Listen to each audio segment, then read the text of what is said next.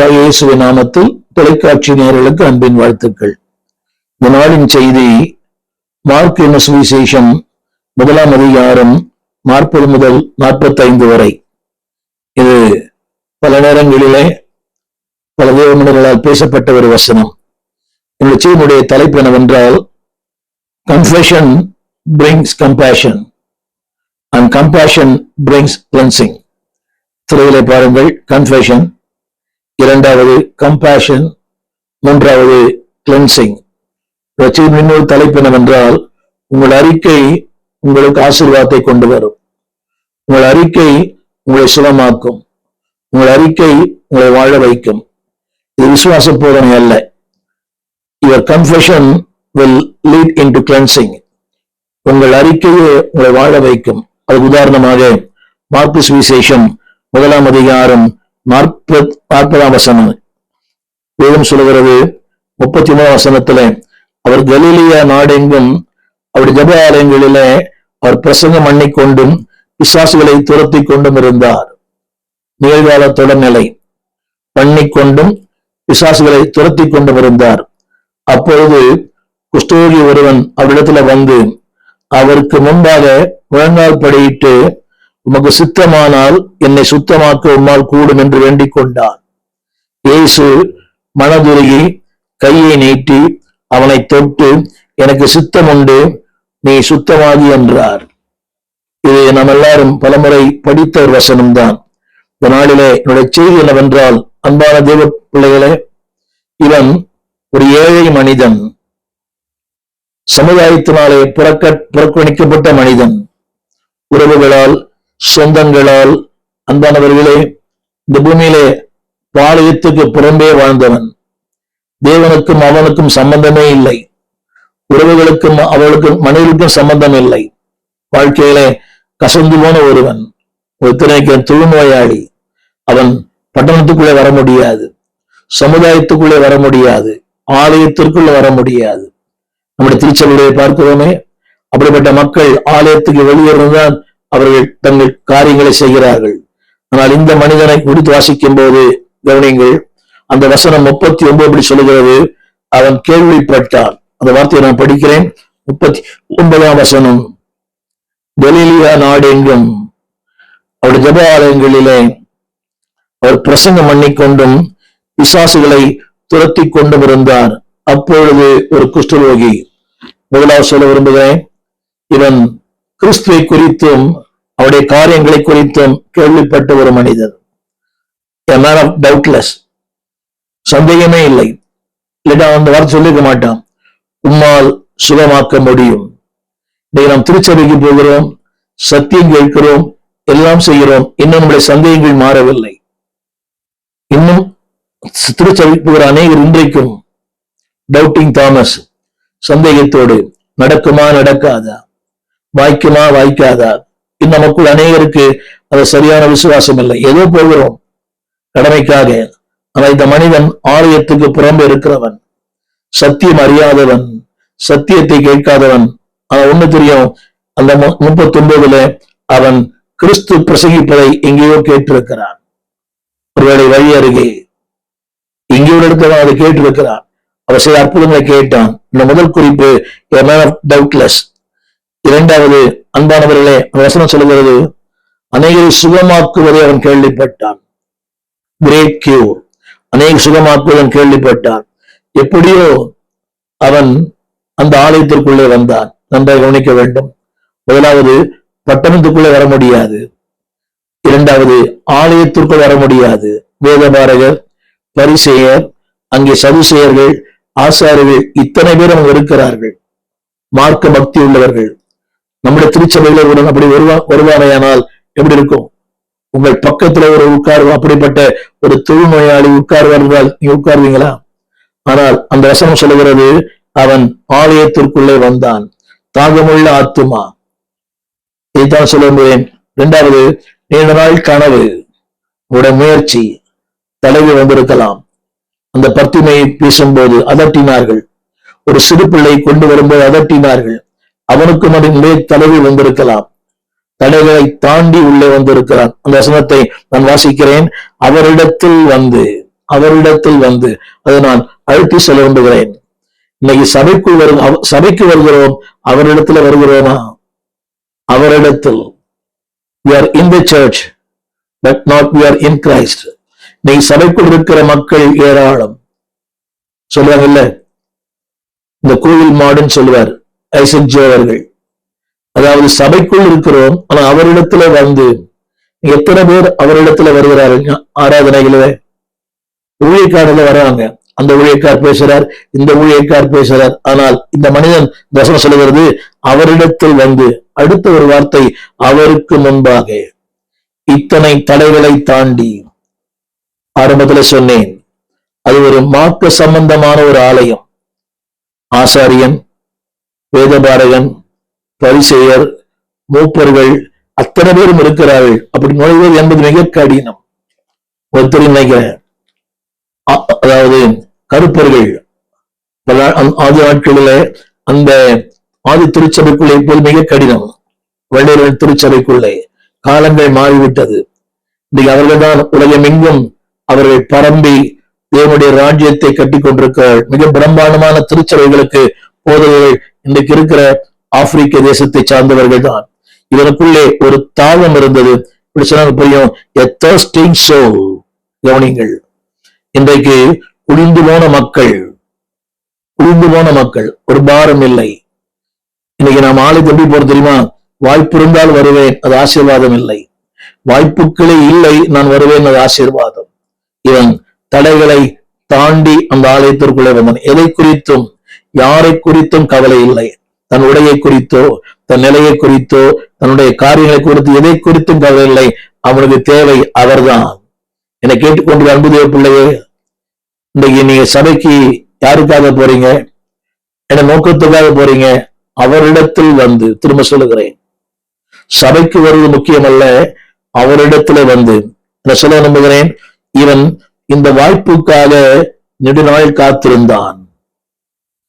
அவனுக்கு தெரியும், இன்றைக்கா ஒரு நாள் நான் இந்த ஆலயத்திற்குள்ளே வருவேன், இன்றைக்கா ஒரு நாள் அவருக்கு முன்பாக நிற்பேன். யோசித்து பாருங்கள் அன்பானவர்களே, அவனுடைய இதயத்தின் ஏக்கம், அவனுடைய இதயத்தின் தாகம், அவனுடைய இதயத்தின் வாஞ்சை. அது மட்டுமல்ல, வேதம் சொல்கிறது, அன்பானவர்களே, அவனை ஏற்றுக்கொண்ட ஒரு ஆண்டவர். ஒரு ஆமீன் சொல்வீங்களா? அவருக்கு முன்பாக வந்து. யோசித்து பாருங்கள், இன்னைக்கு திருச்சபைக்கு வர்ற நிறைய பேர் பின்னாலே உட்கார்ந்து பின்னாலே போயிடுறாங்க. ஊழியர் கூடல கூட பின்னாலே உட்கார்ந்து பின்னாலே. அது என்ன காரணமோ தெரியல. இன்னைக்கு எவரிபடி லைக்ஸ் தி பேக் சீட். என்னை கேட்டுக்கொண்டு நம்புகிற பிள்ளைகளே, நீங்க பின்னால உட்கார்ந்தீங்கன்னா பின்னாலே போயிடுவீங்க. முன்னுக்கு வான்னு சொல்ற ஒரே ஒருவர் பாஸ்டர் தான்.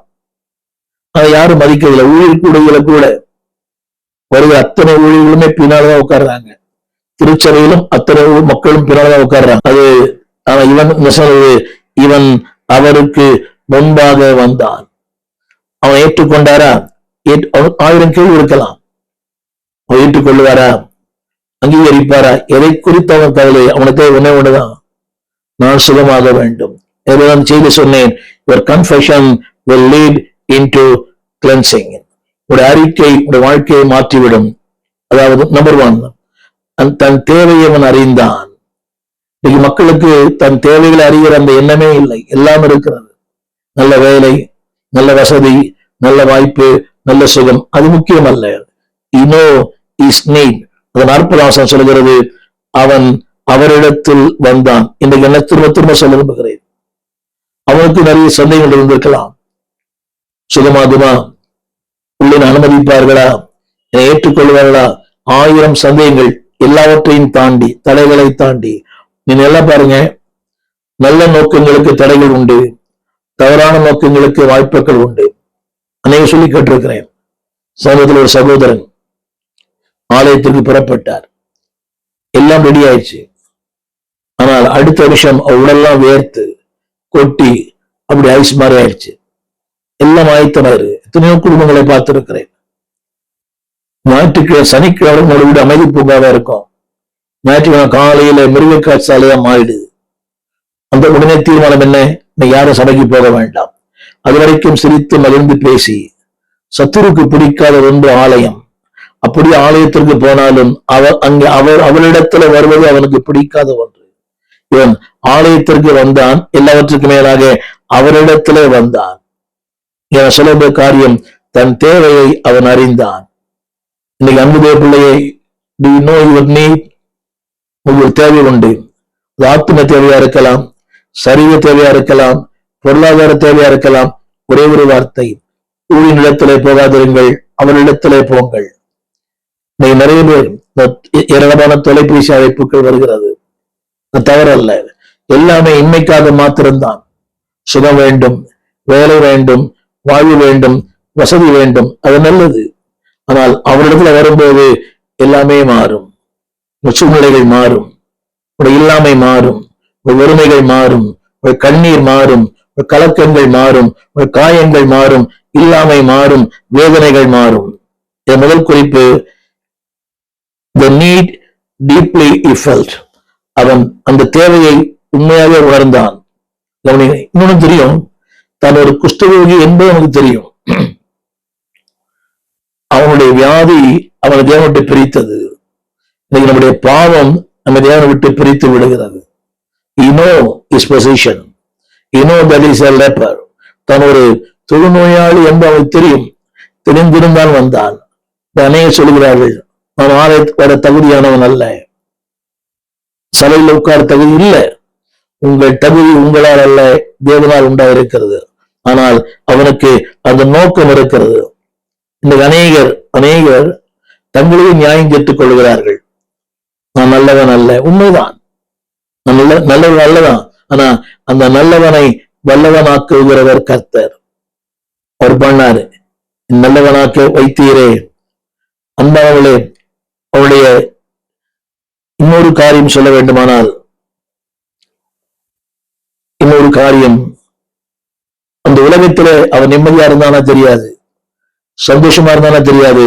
ஆனா உள்ள வந்த உடனே அவனுக்குள்ள ஒரு அமைதி, அவனுக்குள்ள விசுவாசம். அந்த வார்த்தையை பாருங்கள், அவன் அவரிடத்தில் வந்து முழங்காற்படியிட்டு. இதெல்லாம் யார் உன்னை சொல்லிக் கொடுத்தது?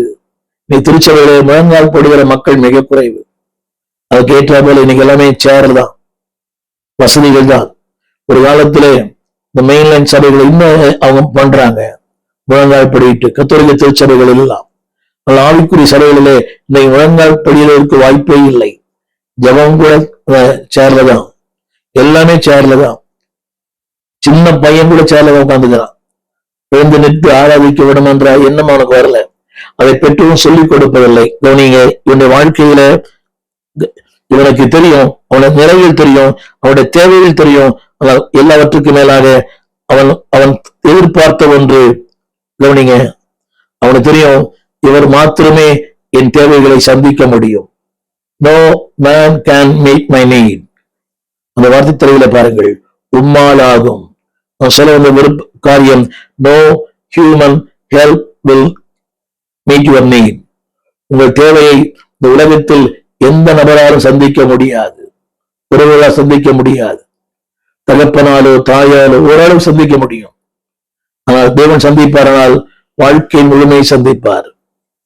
சொல்கிறேன், உலகம் சந்திக்கும், அதே பிரச்சனை திரும்ப வரும்.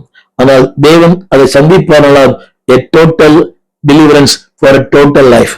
உடைய வாழ்க்கைக்கு ஒரு முழுமையான விடுதலையை ஆண்டவர் உங்களுக்கு வாழ்க்கையிலே கொடுவார். இந்த மனிதனை குறித்து இன்னும் சொல்ல விரும்புகிறேன்.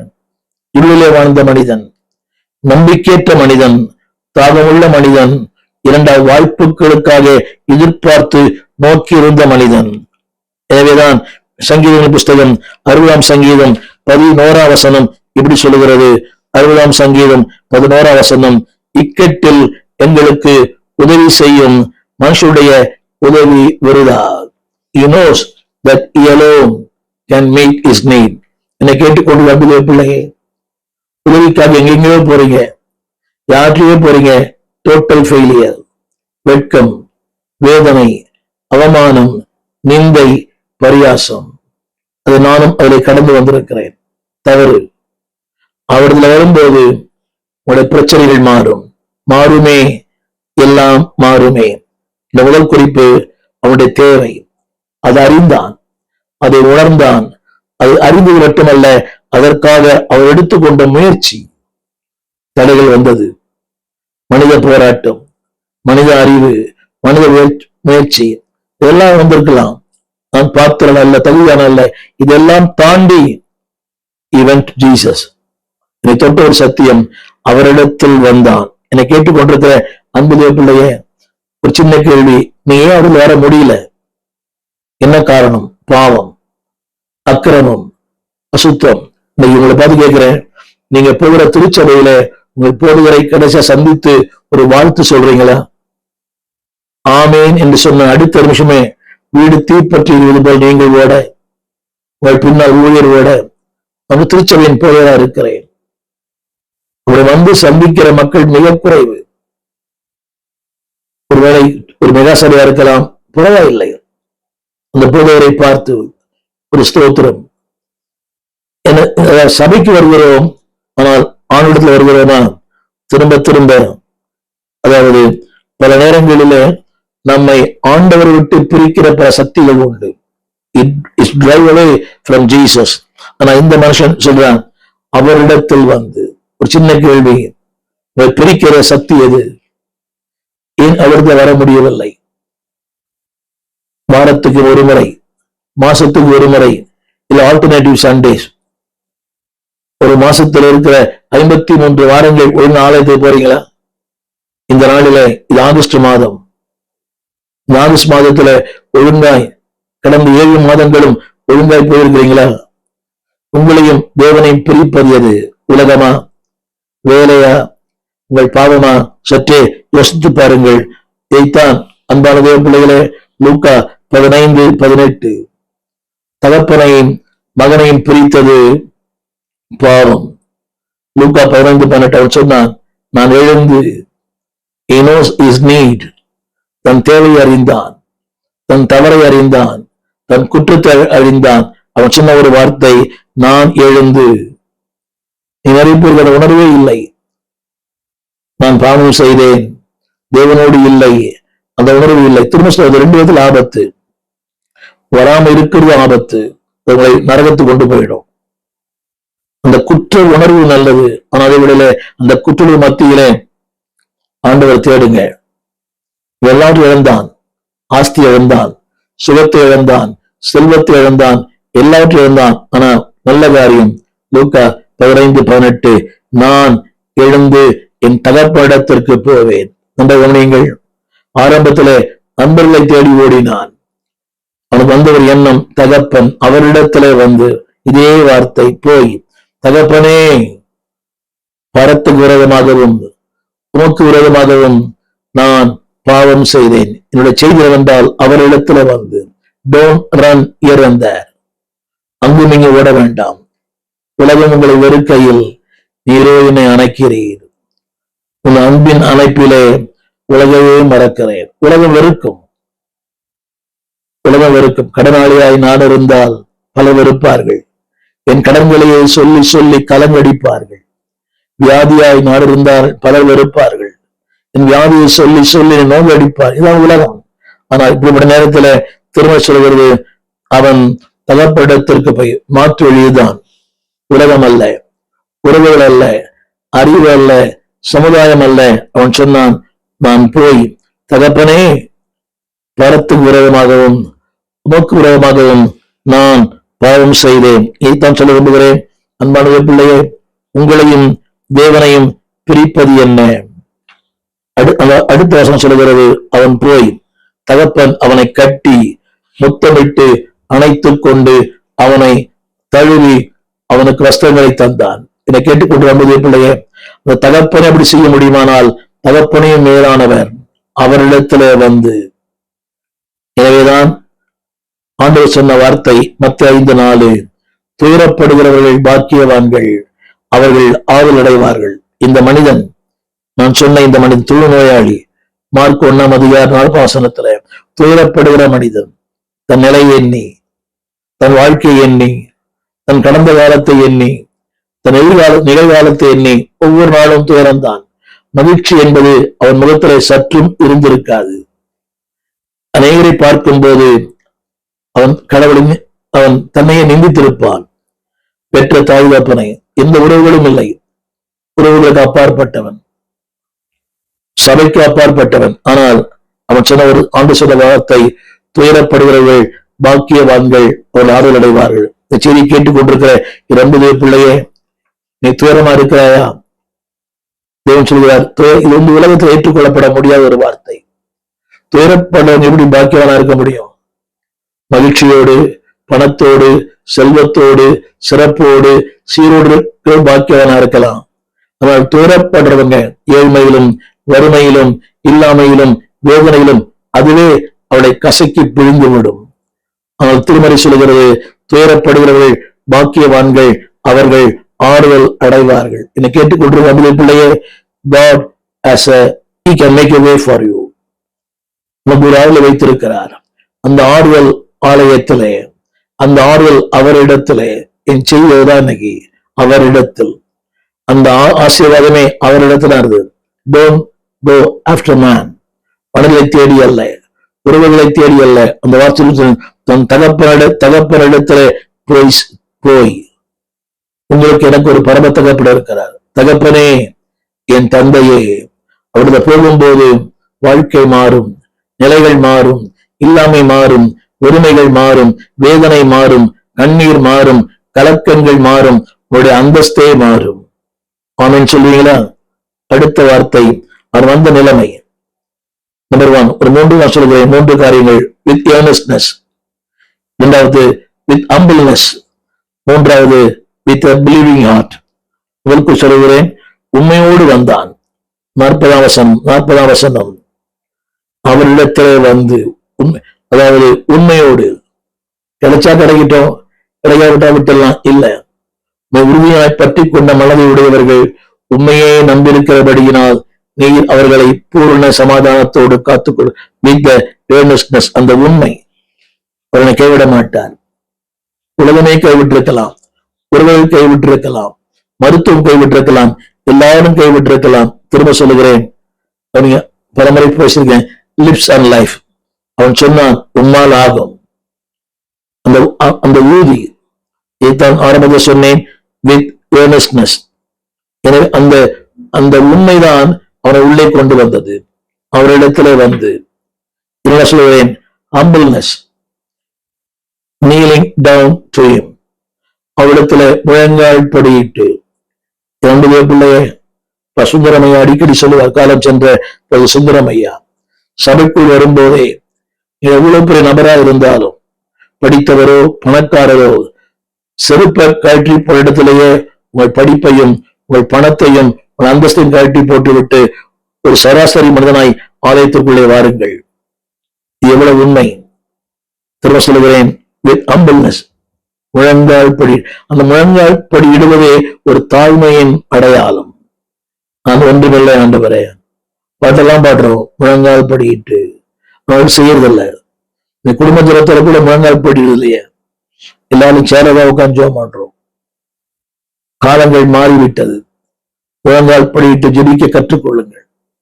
பிள்ளைகளுக்கு சொல்லித்தாருங்கள். நீங்களும் ஒருவேளை முடியாவிட்டால் பரவாயில்லை, நல்ல சுகம், நல்ல பலன், நல்ல ஆரோக்கியம். Do it. 2வது குறிப்பு, with humbleness, he kneel down. அவருடைய கருத்து என்னவென்றால், பெருமை இல்லை, ஆணவம் இல்லை, அகங்காரம் இல்லை, என்னையே நான் தாழ்த்துகிறேன். இந்த முழங்கால் படியிடுகிற என்ற வார்த்தைக்கு pouring my life, pour out my spirit, என்னையே ஊற்றுகிறேன், உங்கள் சமூகத்தில் ஊற்றுகிறேன். 3வது வித் believing heart. அவன் சொன்னான், உம்மால் ஆகும், உம்மால் ஆகும். நான் சொல்ல இந்த வார்த்தை, அந்த வார்த்தை உம்மாலே முடியும். யோசித்து பாருங்களேன், முதன்முறை சபைக்கு வந்திருக்கிறான், முதன்முறை சந்திக்கிறான், முதல் வார்த்தையே உம்மால் ஆகும். திருச்சபைக்கு காலகாலமா போய் கொண்டிருக்கிற 2 பிள்ளையே, can you say like that? உம்மால் ஆகும். என் வியாதி சுகமாக்க, என் இல்லாமையை மாற்ற, என் கணவனை மாற்ற, என் பிள்ளைகளை மாற்ற, என் வியாதியை மாற்ற, என் ஏழ்மையை மாற்ற, இந்த விரக்திகளை மாற்ற உம்மாலே ஆகும். எனவேதான் ஆதியாகமம் 18:14 தேவன் சொன்ன வார்த்தை, கர்த்தரால் ஆகாத காரியம் ஒன்று உண்டு. முற்போர் கால தினத்திலே உன்னிடம் திரும்பி வருவேன், அப்பொழுது சாராளுக்கு ஒரு குமாரன் இருப்பான் என்றார். 25 ஆண்டுகள் ஆனது. கர்வம் செத்து போனது. 2 பேருக்குமே 100 வயது, 75 வயது. கர்த்தரால் ஆகாத காரியம். நம்ம பாட்டெல்லாம் பாடுறோம். when things happen in our life, வியாதி வரும்போது, தீர்க்கப்பட முடியாத வியாதிகள், incurable. எனக்கு இதை கேட்டுக்கொள்வது பிள்ளையே, தேவனால் ஆகாத காரியம் ஒன்று உண்டோ? திரும்ப சொல்கிறேன், இஸ் ஏபிள். கவனியுங்கள், இவர் சுகமாக்க வல்லவர், குணமாக்க வல்லவர், மரணத்தின் யாதிலிருந்து உங்களை தூக்கி எடுக்க வல்லவர். What ever it may be. சொல்லப்பட்டது, நான் திரும்ப வருவேன், ஒரு குமாரன் இருப்பான். என்னை கேட்டுக்கொண்டு நம்புகிற பிள்ளையே, திரும்ப சொல்லுகிறேன், with earnestness, with humbleness. 3வது, with a believing heart.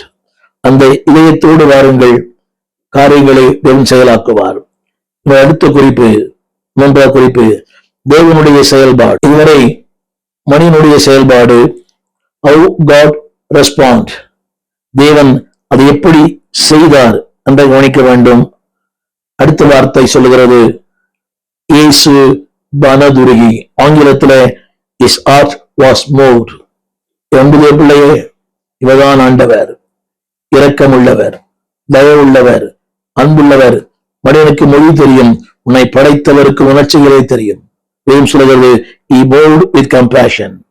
எபிரேயர் 4ஆம் அதிகாரம் 15ஆம் வசனம், நம்முடைய பலவீனங்களை குறித்து பரிதபிக்க கூடாத பிரதான ஆசாரியர் நமக்கு இராமல். இந்த உலகமே நம்முடைய பலவீனங்களை தூற்றி தெரியும். உங்களுக்கு சொல்லும் போது அதில் கழிவுற மக்கள் ஏராளம். உங்கள் துக்கங்களை அவர்களை மட்டும் ஷேர் பண்ணுங்க. அதில் சந்தோஷப்படுகிற மக்கள் ஏராளம். உங்களிடத்துல துக்கமாக பேசுவாங்க, உச்சி போட்டுவாங்க, ஆனா உள்ளூர் சந்தோஷப்படுவாங்க. Don't share with anybody. திருமணம் சொல்லுகிறது, நம்முடைய பலவீனங்களை குறித்து. ஒரு சின்ன பலவீனங்களை கண்டாலே ஓடி ஒளிகிற மக்கள் ஏராளம், விலகி போகிற மக்கள் ஏராளம், நம்ம விட்டு விலகிற மக்கள் ஏராளம். நம்முடைய பலவீனங்களை குறித்து பரிதபிக்க கூடாத பிரதான ஆசாரியர் நமக்கு இராமல். எல்லா விதத்திலும் நம்மை போல நம்ம கவனிக்க வேண்டும். எல்லா விதத்திலும் வளர்ச்சி, அறிவு, சித்தம், எல்லாவற்றிலும் நம்மை போல சோதிக்கப்பட்டும் பாவமில்லாத ஒரு பிரதான ஆசாரியர் நமக்கு இருக்கிறார். நான் சொல்ல வந்த கருத்து என்னவென்றால், the response of Jesus. அவர் நம்ம ஏற்றுக்கொள்ளுகிற விதம் வித்தியாசமானது. He knows your feelings. He knows your infirmities.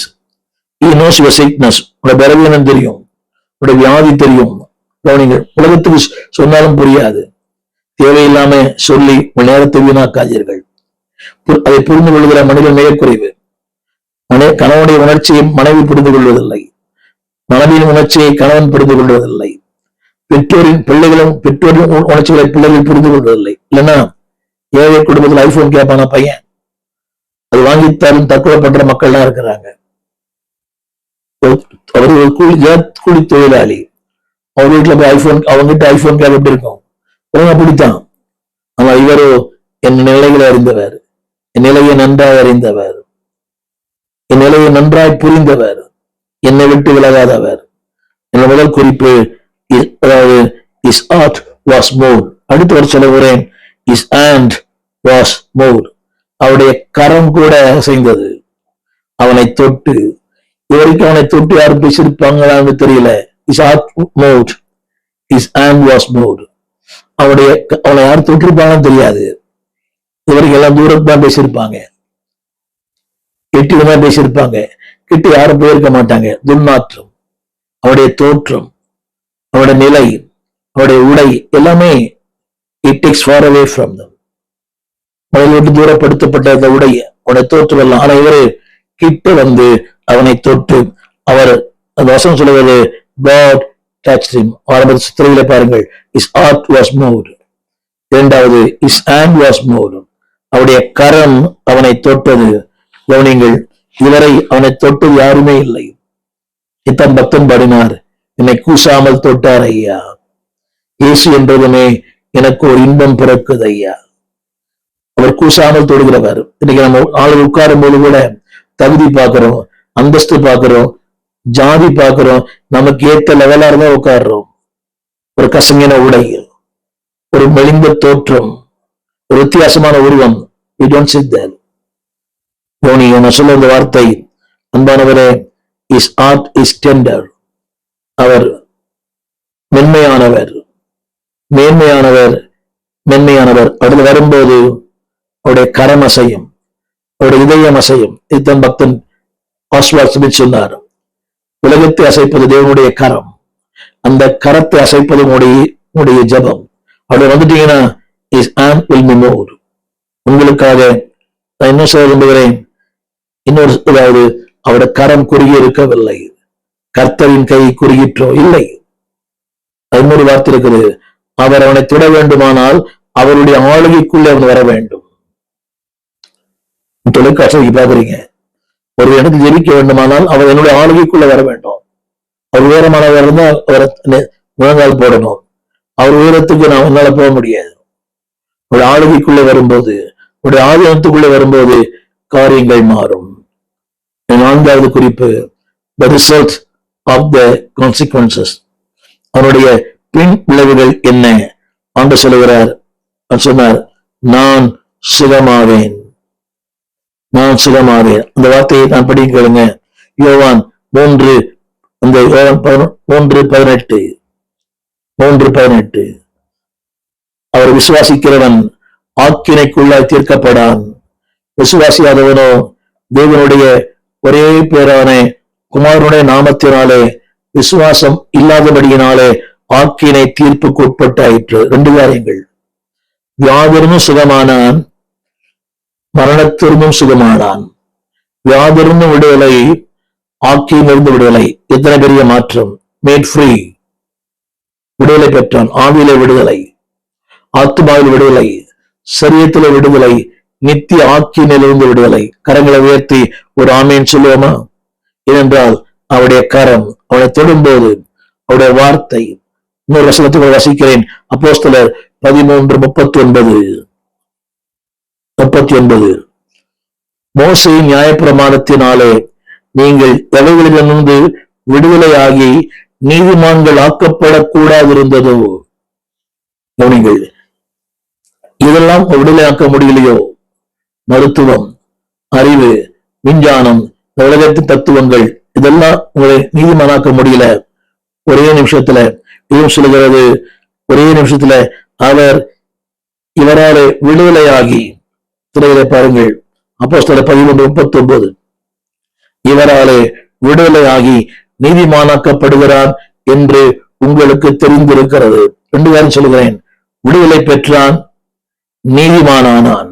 2 காரியங்கள், விடுதலையும் பெற்றான், நீதிமானம். மருத்துவ விடுதலை தரலாம், நீதிமானை தர முடியாது, நீதிமானாக்க முடியாது. எலும்புக்கும் சிதைக்கும் தான் மருத்துவம், ஆவிக்கு மருத்துவம் இல்லை. ஆனால் இவரோ ஆவிக்கு மருத்துவத்தை கொடுக்கிற ஒரு ஆண்டவர். நம்பர் 1 விடுவிக்கப்பட்டான். நம்பர் 2 சுத்தமானான். 42 வசனம், அந்த நிமிஷத்திலே அவன் குஷ்டரோகம் அவனை விட்டு நீங்கிற்று. என்னை கேட்டுக்கொண்டு அன்புடைய பிள்ளையே, இந்த வார்த்தை நீங்கிற்று. அது வரும்போது உன் வியாதி நீங்கும், உன் வறுமை நீங்கும், உன் இல்லாமை நீங்கும், உன் வேதனை நீங்கும், உன் கண்ணீர் நீங்கும், உன் கலக்கம் நீங்கும், எல்லாமே நீங்கும். நீங்கிற்றே, என் பாவபாரம் எல்லாம் நீங்கிற்றே. இதைத்தான் 1 பேதுரு 1:22 சொல்லுகிறது. 1 பேதுரு இக்ளீன்ட். கவனிங்கள், அதுல சொல்லப்பட்ட வார்த்தை, நீங்கள் என்றைக்கு சத்தியத்துக்கு கீழ்ப்படுகிறீர்களோ அன்றைக்கு உங்கள் ஆத்துமாக்களை நீங்கள் சுத்தமாக்கி கொண்டீர்கள். அன்றைக்கு கவனிக்க வேண்டும். when you commit Christ, என்றைக்கு சத்தியத்துக்கு கீழ்ப்படுகிறீங்களோ அன்னைக்கு உங்கள் ஆத்துமாக்கள் சுத்தமாக்கப்படுகிறது. கிளீன். இத்தனை ஆரம்பத்தில் சொன்னேன், confession lead into compassion, compassion lead into cleansing. இந்த 3வது குறிப்பு, அந்த க்ஷணமே, அந்த நேரத்திலே, அந்த இமீடியட்லி. திருமணி சொல்வது அப்பொழுதே. அந்த வார்த்தை தமிழிலும் மிக அழகாக இருக்கிறது. அவர் சொன்ன உடனே, அவர் சொன்ன உடனே. நம்முடைய பிள்ளையை அவர் சொன்னால் ஆகும். ஒரே வாசல் முடிக்கிறேன். இம்மீடியட்லி விடுவிக்கப்பட்டான், சுத்தமானான், அப்போதே சுகமானான். யோவான் 3:15. அவர் விசுவாசிக்கிறவன் எவனோ அவன் கெட்டு போகாமல், 2 காரியம் சொல்லப்பட்டது, 2 காரியம் 3:14. எப்படி மனுஷமாக உயர்த்தப்பட்டாரோ உங்களை உயர்த்துவார். அது மட்டுமல்ல, 2 சொல்லப்படுவது 3:15 நடக்கவனிங்க. நித்திய ஜீவனையும் தருவார், உங்களை உயர்த்துவார். நம்ம கவனிக்க வேண்டும். நித்திய ஜீவனையும் தருவார், உங்களை உயர்த்துவார். 3 காரியங்கள்: made free, made clean, made clean immediately. விடுதலை பெற்றான், சுகமானான், அடுத்த நிமிஷத்திலே விடுதலை பெற்றான். கவனியங்கள், தேவன் தருவது எவனோ நாட் ஆஃப்டர், உடனடியாக. 2 காரியம் பண்றது. யோவான் 3:15 நித்திய ஜீவனையும் தருவார், உங்களை உயர்த்துவார். 20 சொன்னார், நீ அமர்ந்திருந்து நானே தேவன் என்று அறிந்து கொள்ளுங்கள். பூமியில உயர்ந்திருப்பேன், ஜாதியில உயர்ந்திருப்பேன். ஆங்கில வேதத்துல வித்தியாசமா இருக்கும். உங்களையும் உயர்த்துவேன். நான் உயர்த்தப்படும் போது உங்களையும் உயர்த்துவேன். இந்த உயர்த்துகிற ஆண்டவர் உங்களை உயர்த்தி மகிழ்வாராக. உங்களுக்காக ஜெபிக்க விரும்புகிறேன். ஜெபிப்போம். வானத்தையும் பூமியையும் படைத்த நல்ல ஆண்டவரே, அவர் confession will lead into compassion. உங்களுடைய அறிக்கை மனதுருக்கத்தை கொண்டு வரும். அந்த மனதுருக்கம் தெய்வீக சுகத்தை கொண்டு வரும். எஸ் லார்ட், உம்மாலாகும். அவருடைய வாழ்க்கையில் நாங்கள் கேட்டோமே, with earnestness, with humbleness, with a believing heart. ஆண்டவரை உண்மையோடு, உத்தமத்தோடு, முழுமையத்தோடு உம்மால் ஆகும். எத்தனை பெரிய சத்தியம், எத்தனை பெரிய விசுவாசம். முதன்முறை சபைக்கு வருகிற மகன், முதன்முறை சந்திக்கிற மகன், காலகாலமாக சத்தியம் கேட்கிறோம். அந்த விசுவாசங்களுக்குள்ள இல்லையே. உம்மால் ஆகும். அந்த அறிக்கையை செய்ய சரீரத்திலே விடுதலை, ஆத்துமாவிலே விடுதலை, எல்லாவற்றுக்கும் மேலாக அவருடைய எண்ணங்களிலே, சிந்தையிலே விடுதலை. எஸ் லார்ட், அந்த நேரத்திலே அவர் சொன்ன அடுத்த நிமிஷத்திலே உம்மாலாகும், எல்லாமாகும். யாரெல்லாம் அந்தவரை சொல்லக்கூடாத, சொல்ல முடியாத வியாதி பலவீனத்திலே சோர்ந்து போயிருக்கிறார்களோ அத்தனை பேரை இப்ப விடுதலையாக்கும். மனதுருகும் தெய்வமே, யார் மூர், உடைய இதயம் அசைந்தது, உடைய கரங்களும் அசைந்தது. தேவனே, உடைய பிள்ளைகளுக்காக உடைய இதயம் அசையட்டும். ஆண்டியா, கரங்கள் அசையட்டும், சுகமாக்கும். நீர் எங்கள் பலவீனங்களை குறித்து பரிதவிக்கிற நல்ல ஆசாரியர். நோய்களை குறித்து, வறுமைகளை குறித்து, இல்லாமைகளை குறித்து பரிதவிக்கிறவரே, எங்களுக்காய் இடத்துல வருகிறோம், தாழ்த்துகிறோம். உம்மாலாகும், எல்லாமாகும். நீ சொன்னால் போதும். அன்று யாரெல்லாம் இன்றைக்கு விசுவாசத்துல சோர்ந்து போயிருக்கிறார்களோ, மங்கி இருக்கிறார்களோ, அவள் எல்லாம் சிலுவின் பக்கமாய் திருப்பும். சபைக்கு போது முக்கியமல்ல, அவரிடத்திலே வந்து வாழ்க்கை மாறும்.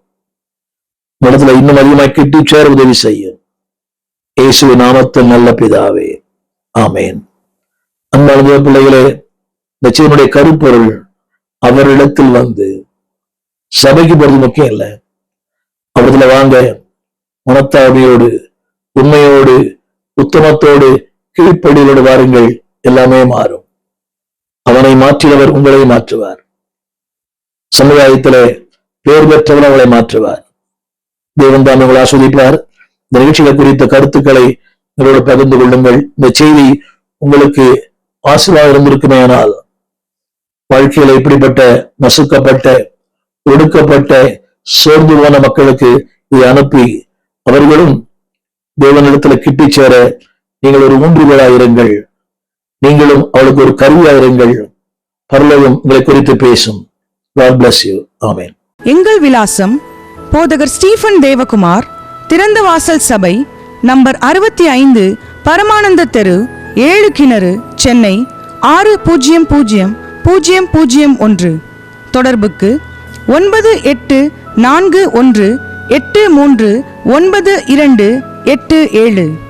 மேலும் 04443 183330. எங்கள் மின் அஞ்சல் stephenopendoor@gmail.com. எங்கள் தேவ செய்திகளை யூடியூப் சேனலில் பார்த்து பயனடையுங்கள்.